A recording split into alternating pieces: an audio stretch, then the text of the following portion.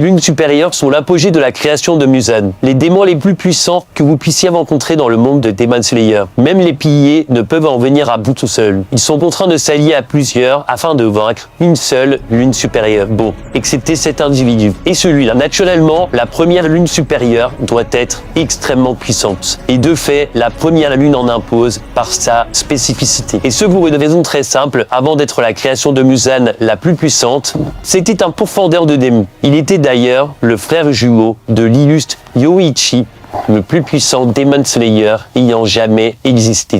Salut la team, j'espère que vous allez bien. On se retrouve aujourd'hui pour une nouvelle vidéo à propos de Demon Slayer. On va parler de ma lune supérieure préférée, Kokushibo. Je trouve l'histoire de ce dernier particulièrement tragique et intéressante. C'était un samouraï qui avait tout pour lui, mais il s'est laissé ronger toute sa vie par la jalousie qu'il éprouvait envers son frère. Il a suivi le chemin de l'autodestruction dans le but d'un jour atteindre le niveau de son frère. Il a littéralement vendu son âme au diable pour obtenir de la puissance, mais malgré cela, ça n'aura pas suffi. Comment réagiriez-vous si votre frère jumeau était béni des dieux, ou alors que vous n'avez rien de spécial? Tout ce que vous pouvez faire, c'est l'envier en tendant la main et en vous tendant d'agouine. Enfin, si vous voulez bien comprendre l'histoire et la puissance de Kokushibo, vous êtes sur la bonne vidéo. Comme d'habitude la team, je vous invite à liker, à vous abonner et à activer la cloche de notification pour ne louper aucune vidéo. Très lourd arrive avec la saison 2 de Jujutsu Kaisen. Venez aussi sur les réseaux sociaux, c'est gratuit et ça fait toujours plaisir. Donc sans plus attendre, rentrons dans le vif du sujet. Pour comprendre comment Kokushibo est devenu la première lune supérieure, on veut venir à l'ère Sengoku. Durant cette période, Michikatsu Tsurikuni est né avec son frère jumeau Yoriichi. Leur naissance, d'emblée, était marquée par le destin pour deux raisons. Premièrement, dans la tradition japonaise, avoir des jumeaux est signe de mauvais augure. On retrouve cette tradition dans le monde de Jujutsu Kaisen pour vous dire. Les jumeaux sont souvent synonymes de difficulté à trouver un héritier. Et deuxièmement, le frère jumeau de Michikatsu, Yoriichi, avait sur le visage une marque rouge, jugée disgracieuse. Face à cela, le père des garçons décide de tuer Yoriichi et de laisser en vie le frère aîné, Michikatsu. Seulement, la mère des jumeaux s'oppose fortement à cela et grâce à elle, Yoriichi est épargné. Il est cependant décidé que Michikatsu prendrait la relève du clan et que Yoriichi serait envoyé dans un monastère pour devenir prêtre à ses 10 ans. Ainsi, Yoriichi est traité comme un domestique alors que Michikatsu est traité comme un digne héritier. Du point de vue de leur père, Michikatsu était béni des dieux,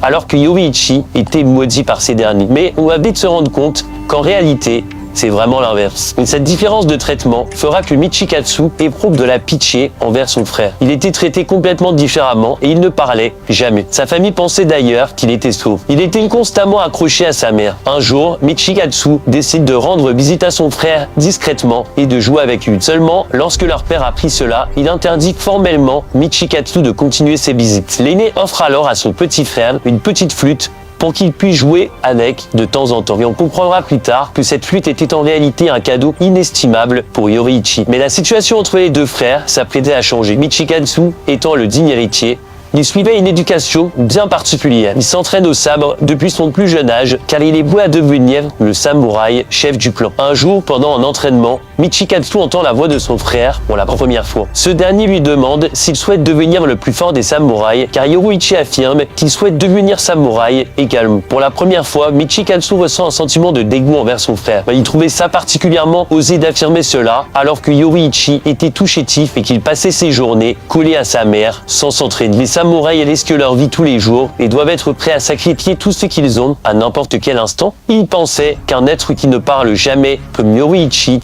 n'a pas cette étoffe. Mais ce qui s'est passé juste après a choqué tout le monde. Alors que Yoriichi affrontait pour la première fois le maître de Michikatsu juste histoire de s'entraîner, il a réussi à toucher 4 de ses points de jumeaux et à le mettre à terre très facilement. Cette action choque son frère qui n'avait jamais réussi à ne serait-ce que toucher son maître une seule fois. Michikatsu demande alors à son frère comment a-t-il pu réaliser cela. Et ce dernier lui explique qu'il est capable de prédire les mouvements de ses adversaires par la contraction de leurs muscles et le rythme de leur respiration. Yoriichi était capable de voir le monde transparent. Il ne voyait pas la même chose que les êtres humains normaux, comme Michikatsu. Son frère comprit que c'était grâce à ses yeux et la marque sur son visage. À cet instant, Michikatsu prit conscience que son frère, loin d'être maudit par les dieux, était béni par ses derniers. Il comprit que même avec énormément d'entraînement, il ne pourrait jamais atteindre le niveau de son frère. Cela crée alors chez lui une énorme jalousie envers Yoruichi. Il avait peur que les rôles soient inversés entre lui et son frère, et il ne s'est pas trompé car depuis cet événement, Yoruichi était celui qui deviendrait samouraï, finalement, alors que Michikatsu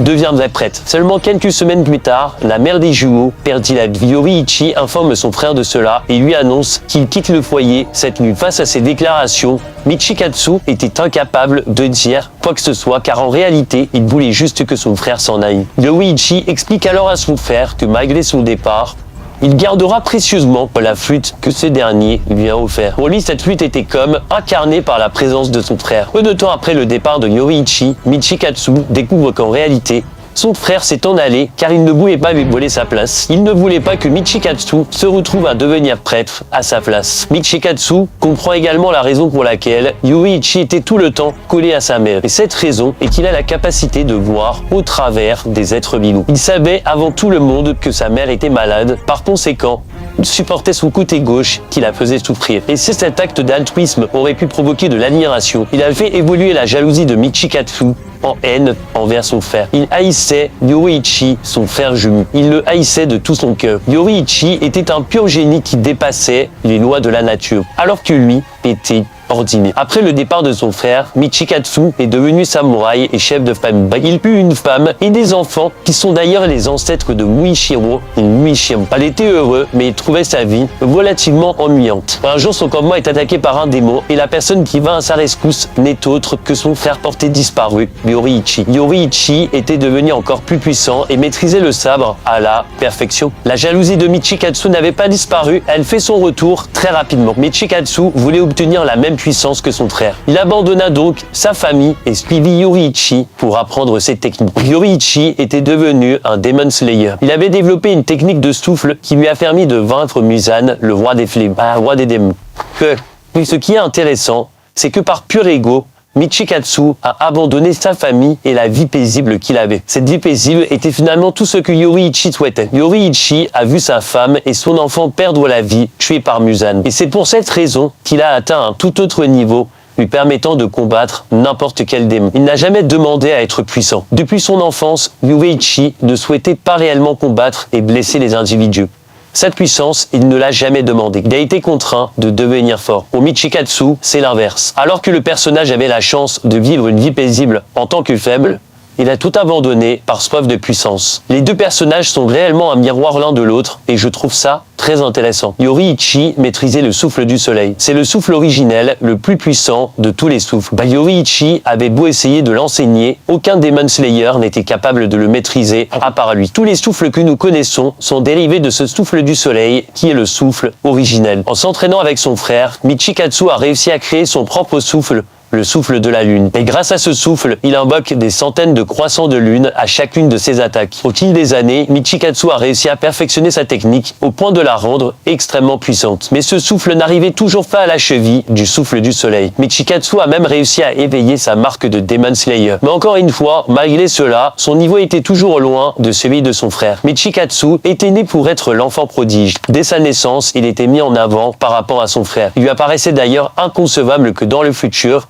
des Demon Slayer puissent être plus puissants que lui. Il dira à Yoruichi que son héritage disparaîtra à sa mort. Seulement ce dernier lui dira qu'il a tort. Il lui dira que ceux qui les surpasseront donnent actuellement leur premier cri. D'après Yoruichi, son frère et lui ne sont qu'un petit fragment de l'histoire. Mais cette réalité, ce dernier avait du mal à l'accepter. Au-delà, les Demon Slayer ayant activé leur marque sont connus pour ne pas vivre au-delà de 25 ans. Celle nouvelle terrifiait Michikatsu qui ne souhaitait pas mourir avant d'avoir atteint le niveau de son frère. Et c'est à ce moment que ce dernier rencontra le roi des démons, Muzan. Muzan affirme à Michikatsu qu'il pourra vivre pour l'éternité en devenant un démon. Il sera beaucoup plus puissant mais pourra perfectionner son art. Il aura enfin l'opportunité de devenir le plus puissant des samouraïs. Et en ayant peur de mourir à 25 ans, Michikatsu accepte la proposition. Il devint ainsi la première lune supérieure, le démon Kokushibo. Kokushibo est un démon extrêmement puissant. C'est le deuxième démon le plus puissant après Muzan. Les autres lunes supérieures sont inférieures à lui et rappelez-vous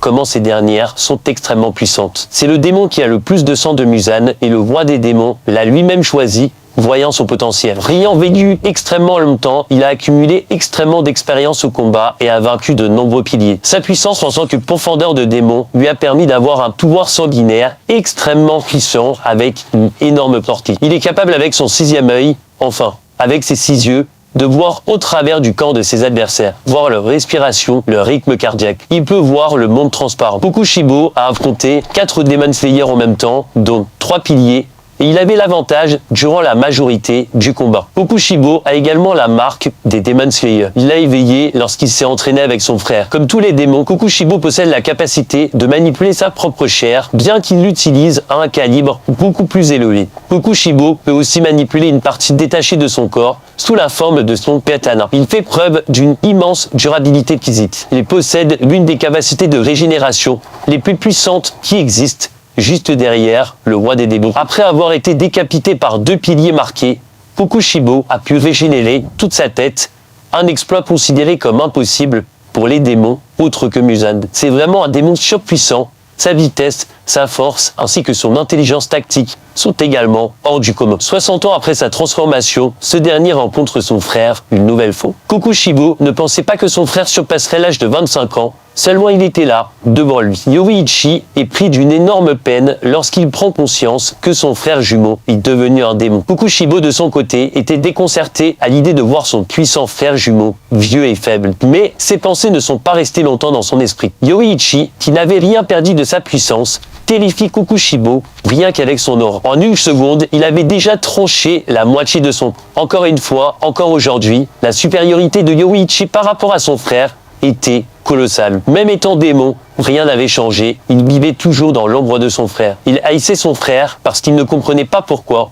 C'était toujours lui. Ils sont nés jumeaux, mais Yoruichi était celui qui rendait l'impossible possible. Celui qui survivrait à la marque après ses 25 ans. Mais soudainement, avant que Yoruichi ne puisse lui donner le coup de grâce, un événement arriva. Yoruichi perdit la vie de manière naturelle. Il est mort, debout, invaincu et sans blessure. La rage de Kokushibo, à cet instant, était plus grande que jamais. Même Muzan n'avait pas pu, ne serait-ce que blesser Yoruichi. Kokushibo attaque alors désespérément le corps du défunt et il découpe par la même occasion une flûte. Mais ce n'était pas n'importe quelle flûte, c'était la flûte qu'il lui avait offert lorsqu'ils étaient enfants. Et oui, pendant toutes ces années, Yoruichi avait gardé sur lui la flûte que son frère lui avait offert. Il aimait son frère de tout son cœur et ne l'avait jamais oublié après toutes ces années. Kokushibo ne put s'empêcher de pleurer à ce moment-là. Il déclare encore une fois qu'il détestait son frère. Cependant, ce n'est qu'au moment de sa mort, en tant que première lune supérieure, que je pense qu'on comprend réellement le personnage. Kokushibo ne détestait pas Yoruichi en réalité. La personne qu'il détestait,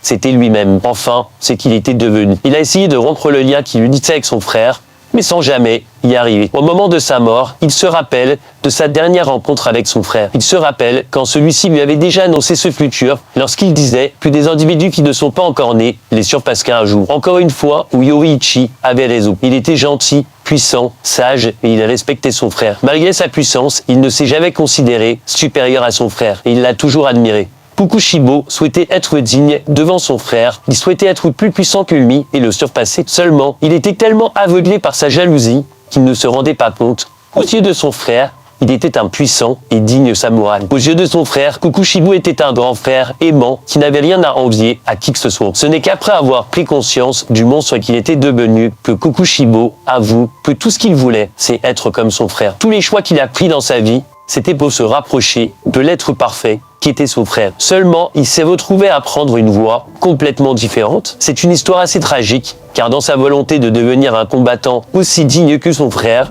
il est devenu un monstre sans dignité qui mange des êtres humains pour survivre. Au moment de sa mort, Kokushibo réalise qu'il a tout abandonné.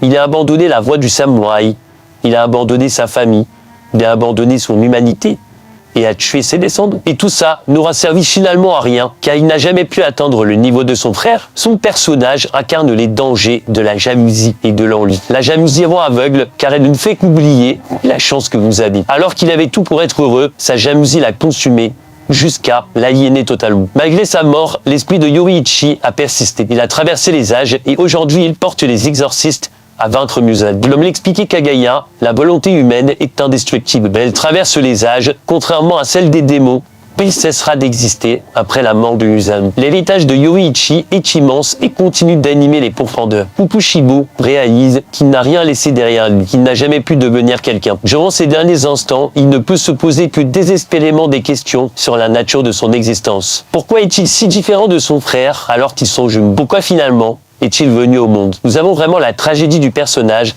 décrite par ces dernières questions posées à Yoruichi. Alors qu'il a vécu des milliers d'années, alors qu'il a eu une existence beaucoup plus longue que son frère, Kukushibo lui pose des questions avant de mourir. Il pensait que dans la vie éternelle, il trouverait ses réponses, mais même avant de mourir, Kukushibo reste le plus grand des ignorants. Il s'est créé son propre enfer où le souvenir de son frère le hanterait pendant des années. Il ne se rappelle plus du visage de sa famille, mais le visage de Yoruichi est ancré profondément dans son esprit. En se tordant d'agonie, Kukushibo ne peut que tendre la main, enviant son frère une dernière fois, qui est comme le soleil inégalé.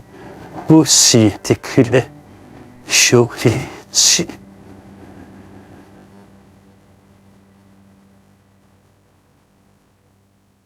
Voilà la team, c'était tout pour cette vidéo, j'espère qu'elle vous a plu. Dites-moi en commentaire ce que vous pensez du personnage et ce que vous avez pensé de la dernière saison de Demon Slayer. Sur la chaîne, pour vous tenir informé, pas mal de contenu du Kaisen arrive avec la reprise de l'animé. Il y aura du contenu Bleach aussi, je pense.